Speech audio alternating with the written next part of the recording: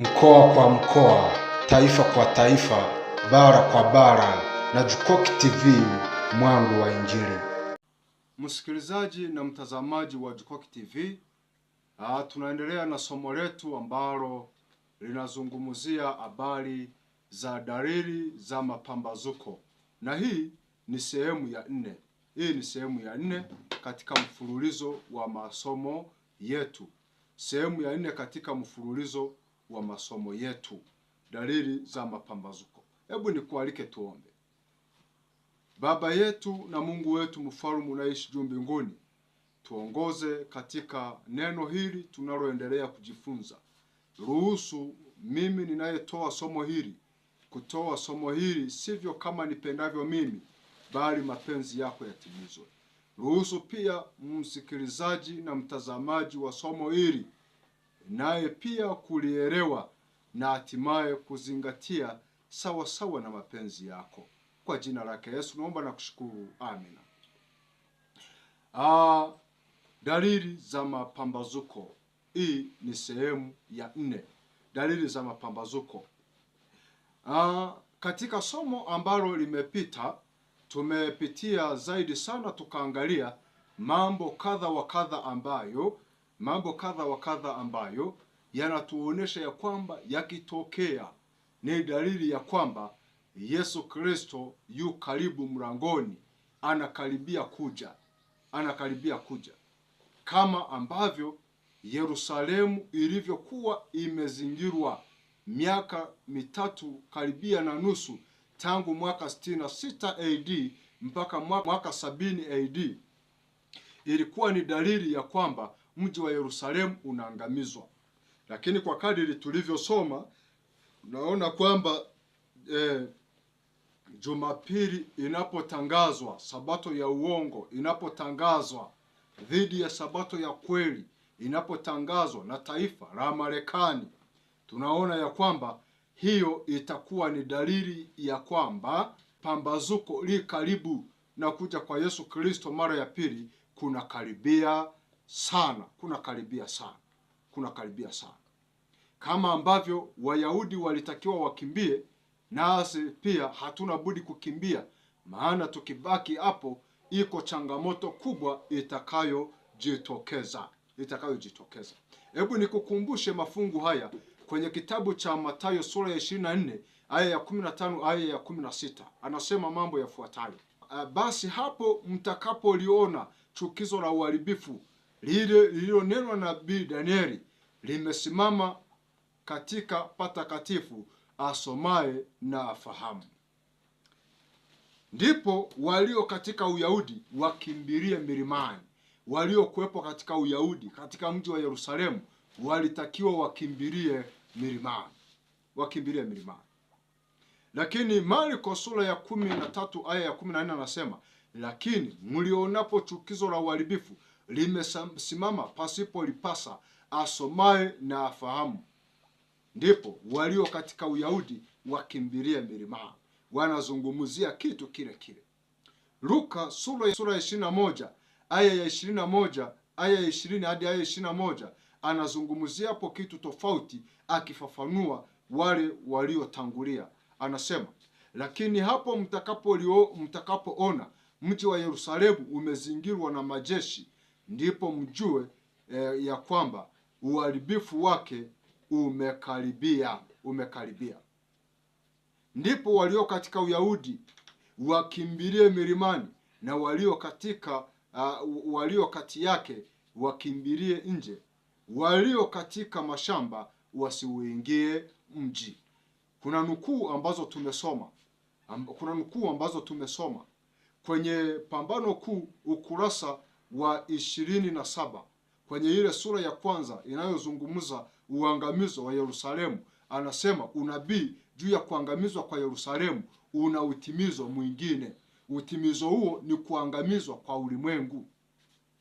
Kwenye Tukia Siku za Mwisho ukurasa wa 93 anazungumza akisema ya kwamba wakati hauko mbali sana, kama wanafunzi wa kwanza wa Yesu walivyotakiwa wakimbie mji baada ya kuona Yerusalemu imezingirwa, ndivyo vivyo hivyo kwa taifa la Marekani kutangaza sabato ya uongo.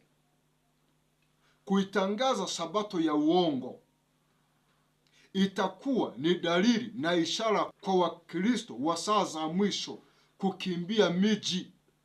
Kwa hiyo wakati ule yalikuwa ni majeshi ya Kirumi kuuzingira Yerusalemu, lakini wakati wa saa za mwisho itakuwa ni Marekani kuitangaza Jumapili, sio kama kanisa, narudia, sio kama kanisa, bali kama taifa. Kama taifa kuitangaza Jumapili na kuilazimisha kwa wakazi wa Marekani na ulimwenguni kote. Nuru Safarini tumesoma ukurasa wa 437 anasema ya kwamba Jumapili imekwisha kuanza gizani. Nikamaliza nikisema ya kwamba Jumapili kwa sasa haiko gizani, inajulikana tena vizuri kwa watu wakazi wa dunia, wanaifahamu vizuri na wanaipenda vizuri. Kwa hiyo nabii anasema ishara au dalili ya kuzingirwa kwa Wayahudi wa saa za mwisho, Wayahudi wa saa za mwisho, Wayahudi wa siku za mwisho. Wayahudi wa siku za mwisho ni watu gani? Ni wazishikao amri za Mungu na imani ya Yesu. Wazishikao amri za Mungu na imani ya Yesu. Hawa sio wengine bali ni Waadventista wa Sabato. Hao ndio wazishikao amri za Mungu na imani ya Yesu. Ukisema usiibe, wanashika. Usizini, wanashika. Usiabudu miungu mingine, hawaabudu miungu mingine. Usiabudu sanamu za kuchonga, hawaabudu. Waheshimu wazazi wako, wanafanya hivyo. Ikumbuke siku ya Sabato na uitakase, wanafanya hivyo. Amri zote wazishikao amri za Mungu na imani ya Yesu wanaitunza Sabato. Sasa katika saa za mwisho, kuzingirwa kwa Wayahudi wa siku za mwisho wazishikao amri za Mungu na imani ya Yesu, ishara ya kuzingirwa kwao ni Marekani kuitangaza Jumapili ambayo ni sabato ya uongo, ambayo ni sabato ya upapa. Hilo wala hata alikwepeki. Sabato ya upapa ambayo kwa kweli kwa mujibu wa maandiko Jumapili ni sabato ya uongo. Hii ndiyo itakuwa dalili ya ukaribu wa Mwokozi kwa ulimwengu, dalili ya karibu kabisa ya Kristo kuja kwa ulimwengu na kuangamizwa kwa dunia na kufungwa kwa historia yake. Pia watakaokaa mijini watapata kile walichokipata zaidi Wayahudi wa wakati ule. Wayahudi wa wakati ule, kile walichokipata Wayahudi wa wakati ule ndicho watakachokipata. Sasa hebu chunguza nukuu zifuatazo. Unazipata hizi nukuu kwenye kitabu cha Pambano Kuu, Pambano Kuu ile ya Kiingereza, kwenye ukurasa wa 607 na 608. Utakuta maneno haya kama ifuatavyo. Utakuta hapo maneno: wakati watu watakapolazimisha ibada ya Jumapili, wakikataa uhuru wa dhamiri. Uhuru wa dhamiri, nasema uhuru wa dhamiri ni sawasawa na uhuru wa kuabudu, yaani mtu kuabudu anachokitaka. Narudia kusema, wakati watakapolazimisha ibada ya Jumapili, wakikataa uhuru wa dhamiri, basi wale watakaotaka kuwa waaminifu kwa Mungu watakabiliwa mateso ya ajabu. Kwa hiyo wakati sasa katika saa za mwisho, nahitaji nikwambie, katika saa za mwisho kitakacho kuonyesha ya kwamba hii ni dalili ya mapambazuko, utakapoona wakazi wa dunia wanalazimishwa kuitunza Jumapili. Utakapoona wakazi wa dunia wanalazimishwa kuitunza Jumapili, haijalishi ni Mwadventista Msabato, haijalishi ni mpagani, haijalishi ni mtu wa namna gani, haijalishi wewe ni mtu wa dhehebu gani. Utakapoona wanalazimisha utunzaji wa Jumapili, hiyo ni dalili ya pambazuko, ni dalili ya kwamba Yesu Kristo anakaribia kuja. Wewe watakapokulazimisha, kumbuka amri za Mungu zote, ikiwemo amri ya 4, ikumbuke siku ya Sabato na uitakase. Siku sitafanya kazi zote. siku ya 7 pumzika. Maana huko ukurasa wa 604 anasema watu watawekwa katika nafasi ambapo watapaswa kuchagua kati ya sabato ya kweli iliyowekwa na Mungu, kati ya sabato ya kweli iliyowekwa na Mungu, sabato ya kweli iliyowekwa na Mungu, na sabato ya uongo iliyowekwa na kanisa la Roma. Kanisa la Roma, unajua kuhusiana na sabato yao ni Jumapili iliyowekwa na Roma. Jumapili iliwekwa na Roma siku nyingi na miaka mingi iliyopita. Amri ya kutii Jumapili italazimishwa kupitia sheria za kiraia. Yaani kwa lugha nyingine, sheria za kiraia, miongoni mwa sheria za kiraia zitakuwemo sheria za kulazimisha utunzaji wa Jumapili. Ndicho ambacho anakizungumzia katika mambo hayo. Swali la muhimu ni hili. Kwa mujibu wa maandiko, ni nani atakayewalazimisha watu kushika Jumapili, sabato ya uongo, na kuacha sabato ya Bwana ya siku ya 7? Tembea nami msomaji, kanyaga nami msomaji kwenye kitabu cha Ufunuo wa Yohana sura ya 13 aya ya 11 hadi aya ya 16. Neno la Mungu linasema kama ifuatavyo, nami ninanukuu: kisha nikaona mnyama mwingine akipanda kutoka katika nchi, naye alikuwa na pembe 2 mfano wa mwana kondoo, akanena kama joka. Naye atumia uwezo wote wa mnyama yule wa kwanza, naye afanya dunia na wote wakao ndani yake wamsujudie mnyama wa kwanza, ambaye jeraha lake la mauti lilipona. Naye afanya ishara kubwa, hata kufanya moto kushuka kutoka mbinguni uje juu ya nchi mbele za wanadamu. 14. Naye awakosesha wale wakao juu ya nchi kwa ishara zile alizopewa kuzifanya mbele ya yule mnyama, akiwaambia wakao juu ya nchi kumfanyia sanamu yule mnyama aliyekuwa na jeraha la upanga, naye akaishi. Fungu linalofuata, fungu la 15, akapewa kutia pumzi katika ile sanamu ya mnyama, hata ile sanamu ya mnyama inene, na kuwafanya hao wote wasiosujudia sanamu ya mnyama wauawe. Naye awafanya wote wadogo wakubwa. Fungu la 16, naye awafanya wote wadogo kwa wakubwa, matajiri kwa maskini, na walio huru kwa watumwa,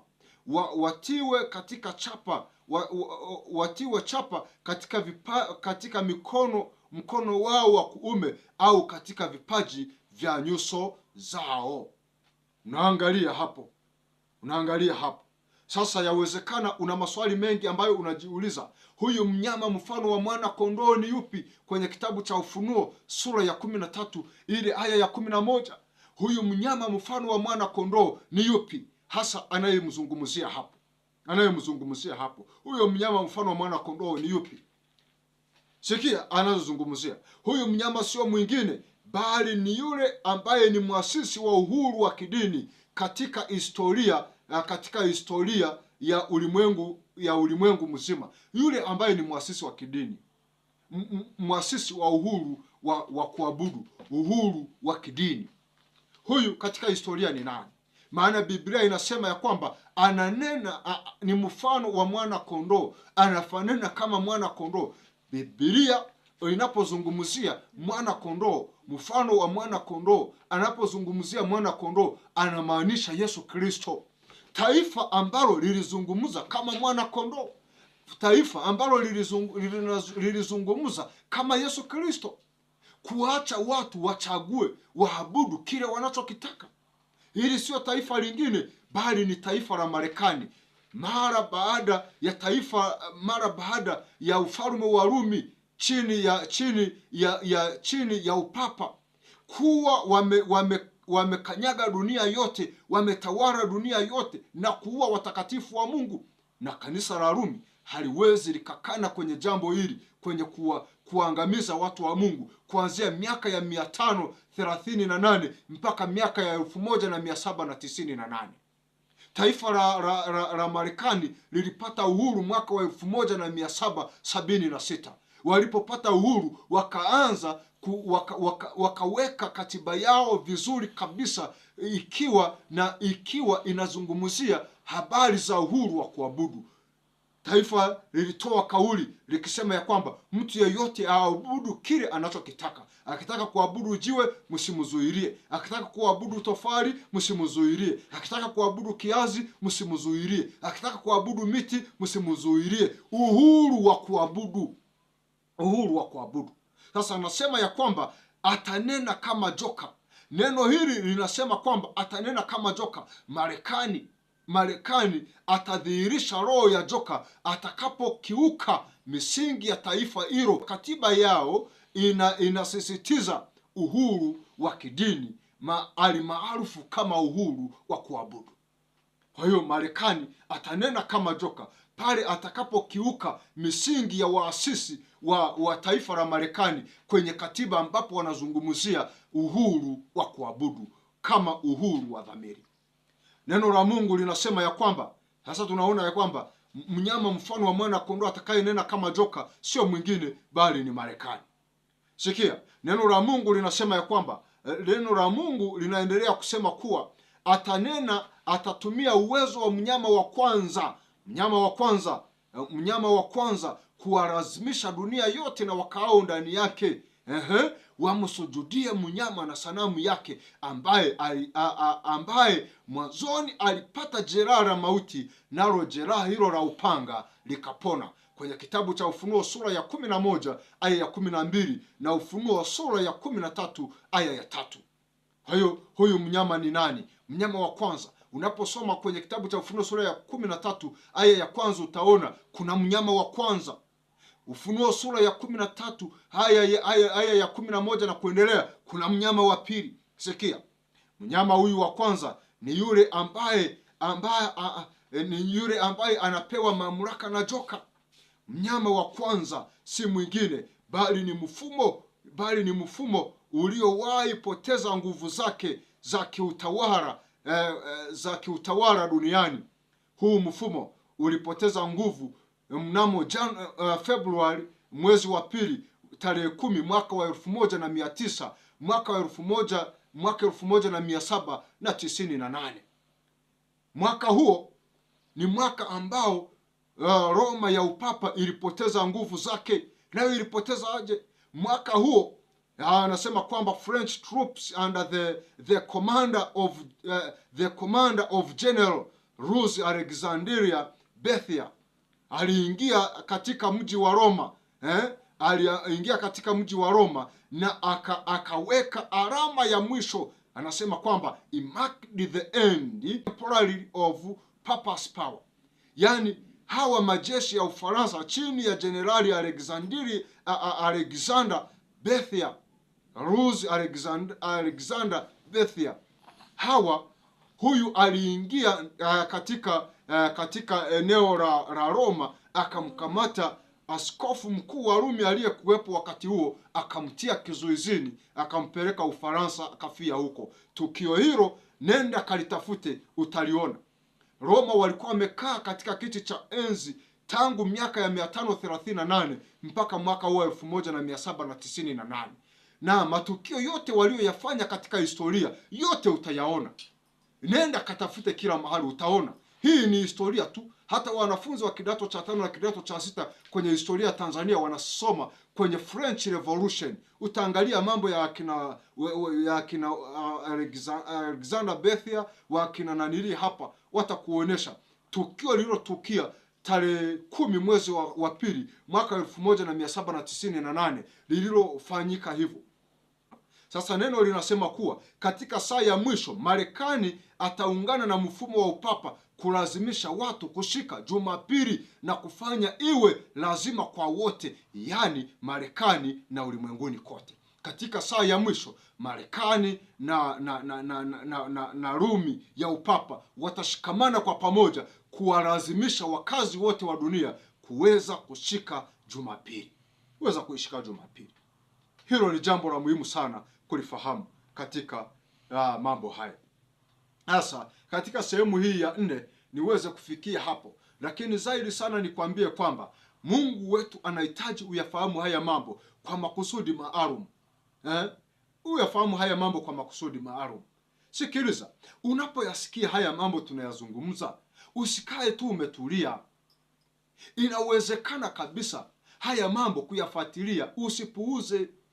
Wakati mwingine, mara nyingi ukisikia mambo kama haya, unasema labda hao ni manabii wa uongo. Usipuuze, badala yake zingatia, uangalie, je, neno la Mungu linazungumzaje kuhusu Sabato?